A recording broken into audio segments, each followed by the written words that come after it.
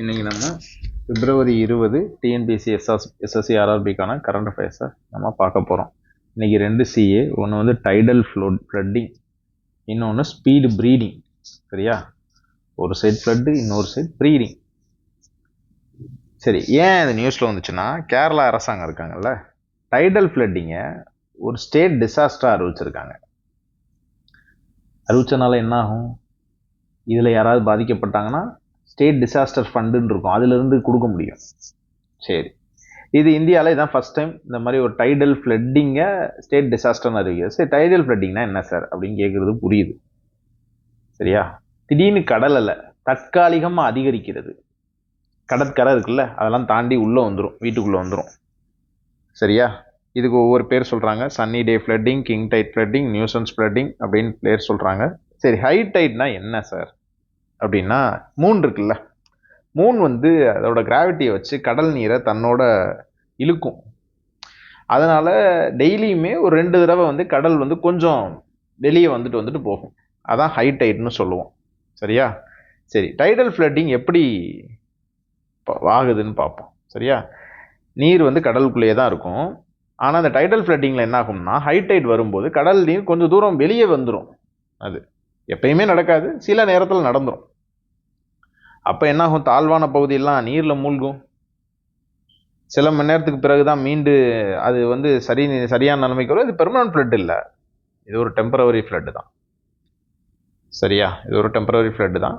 சைக்ளோனுக்கும் இதுக்கு என்ன வித்தியாசம்னா, சைக்ளோன் வந்து ரொம்ப கடுமையான சேதத்தை உண்டு பண்ணும். இது அந்த மாதிரிலாம் சேதம், குறைந்த சேதம் தான் இருக்கும்.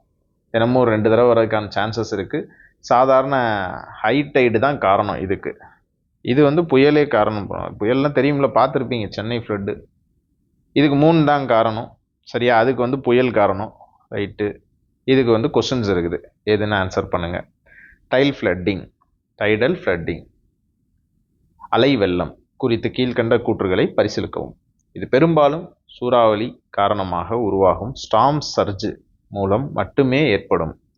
மழை இல்லாத நாட்களில் இது ஏற்படலாம். பௌர்ணமி மற்றும் அமாவாசை காலங்களில் இதன் தீவிரம் அதிகரிக்கும். இது ஆண்டுக்கு ஒரு முறை மட்டுமே கடற்கரை பகுதிகளில் நிகழும். எதுன்னு சொல்லி கமெண்டில் சொல்லுங்கள். ஸ்பீடு ப்ரீடிங் அப்படின்னா என்ன? பயிர் வளர்ச்சியை ஆர்டிஃபிஷியலாக வேகப்படுத்திட்டாங்க. அதுக்கான டெக்னிக் தான். சாதாரணமாக ஒரு பயிர் எடுத்துக்கிட்டோம்னா ஒரு வருஷம் ஃபுல்லாக, ஒரு ஜென்ரேஷன் அப்படின்னா என்ன அர்த்தம்னா ஃபுல்லாக வளர்ந்து முடிய 1 வருஷம் எடுக்கும். 1 வருஷத்தில் ஒரு தடவை தான் பண்ண முடியும்னுவாங்க. சரியா? ஆனால் ஸ்பீடு ப்ரீடிங்கில் ஒரு வருஷத்துலேயே 4-5 தடவை போட்டு எடுத்துடலாம். 4-5 தடவை போட்டு எடுத்துடலாம். எப்படி இது பாசிபிள் ஆகுதுன்னு பாருங்கள். லைட்டை அதிக நேரம் காமிக்கிறாங்க. அதுக்கு டெம்பரேச்சரை கண்ட்ரோலில் வச்சுக்கிறாங்க, சாயில் மாய்ச்சரை கண்ட்ரோலில் வச்சுக்கிறாங்க, CO2 லெவல் அட்ஜஸ்ட் பண்ணுறாங்க, க்ரோத் ஹார்மோன்ஸை அங்கே யூஸ் பண்ணுறாங்க, டென்ஸாக பிளான் பண்ணி வைக்கிறாங்க. சரி, இது எப்படி கொடுக்குது அப்படின்னு பாருங்கள். எக்ஸாம்பிள், ஒரு நார்மலாக பூ பூக்கிறது வந்து 130லேருந்து 140 நாள் அரிசிக்கு. இந்த இதில், இந்த டெக்னிக்கில் பண்ணால் 60 நாளில் பூ பூத்துருமா. வெறும் பாதிக்கு பாதி டைமு.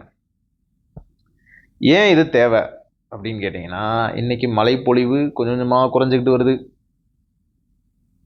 2-3 மாதம் பெய்கிற மழை மொத்தத்துக்கே ஒரு வாரத்தில் பெஞ்சிட்டு சைலண்ட் ஆகிடுது. ஹீட்டு ரொம்ப அதிகமாகுது, ஹீட் ஸ்ட்ரெஸ் ஆகுது. அந்த டயத்துலலாம் எது போட்டாலும் முளைக்க மாட்டேங்குது. புதுசாக பெஸ்ட்டு வருது. ஸோ அப்போ கன்வென்ஷனல் ப்ரீடிங்கில் போட்டோம்னா அடுத்த வெரைட்டி உருவாகிறதுக்கே 10-14 வருஷம் ஆயிடுது. ஆனால் இதில் வேகமாகவே உருவாக்கிடலாம் ஃபாஸ்ட் ஸ்பீட் ப்ரீடிங்கில் அடுத்த வெரைட்டியை. ஸோ ட்ரெடிஷ்னலுக்கும் ஸ்பீடுக்கும் வித்தியாசம் என்னென்னா, அடுத்த வெரைட்டி உருவாக்க 10-14 வருஷம் ஆகும். இது அப்படி கிடையாது. நம்ம அடிக்கடி போட்டு எடுக்கிறனால அடுத்த வெரைட்டியை ஈஸியாக நம்மளால் உருவாக்க முடியும். அது பெஸ்ட்டு கண்ட்ரோலாக பண்ண முடியும். அதில் நிறைய விஷயத்தை நம்மளால் ஆட் பண்ணிக்க முடியும். சரியா? ஒரு ஜென்ரேஷன், அதாவது ஒரு தடவை போட்டு எடுக்க ஒரு தடவை தான் முடியும் ஒரு வருஷத்துக்கு. இங்கே 4-5 தடவை பண்ணிடலாம். இது நேச்சுரல் கண்டிஷனு. இது வந்து கண்ட்ரோல்டு கண்டிஷன் நம்ம பண்ணணும். இது ஸ்லோவாக வரும், இது வந்து ஃபாஸ்ட்டாக கிடைக்கும் நமக்கு அரிசி. இதில் உள்ள கொஸ்டின், ஸ்பீடு ப்ரீடிங் குறித்து கீழ்கண்ட கூற்றுகளை பரிசீலிக்கவும். இது பயிர்களின் வாழ்க்கை சுழற்சியை குறைக்க கட்டுப்படுத்தப்பட்ட சுற்றுச்சூழல் நிலைகளில் பயன்படுத்தப்படுகிறது. இது பெரும்பாலும் ஜீன் மாற்றம் மூலம் மட்டுமே செயல்படுகிறது. இது ஒரு ஆண்டில் பல தலைமுறைகளை ஜென்ரேஷனை உருவாக்க உதவுகிறது. இது பாரம்பரிய இனப்பெருக்க முறையை முழுமையாக மாற்றப்படுகிறது. அதாவது ஃபர்ஸ்ட் ஸ்டேட்மெண்ட், இது செகண்ட் ஸ்டேட்மெண்ட், இது தேர்டு, இது ஃபோர்த். சரியா? மேற்கண்டவற்றுள் சரியானவை எவை அப்படின்னு சொல்லிட்டு கமெண்ட் செக்ஷனில் பதில் சொல்லுங்கள். நன்றி, வணக்கம்.